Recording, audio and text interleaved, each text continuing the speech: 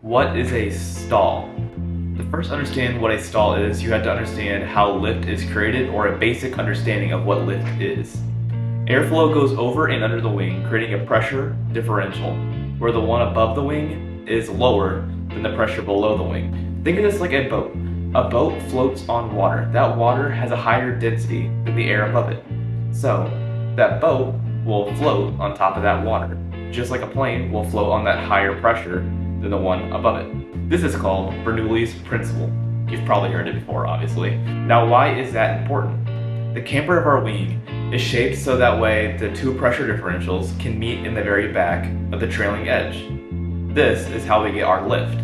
I have a little model F-22, so the way it works is the lower pressure air will go over the top of that wing and meet with the high pressure air on the bottom and meet in the very back to create our lift. You've probably heard of what angle of attack is, but probably don't really understand what it is. Angle of attack, or AOA, is where our relative wind hits our chord line. The chord line is from the leading edge to the trailing edge of our wing. So what is relative wind? It doesn't matter about the aircraft's angle or speed at which it's pointed. The thing that matters is the direction that your plane is flying. That is our relative wind. Using my model again, if the plane is going forward this way, the relative wind is going to hit it like this.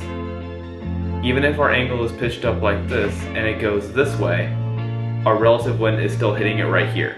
It's still going in that direction, so our relative wind will still hit it like this. So let's say our aircraft breaks that critical angle of attack.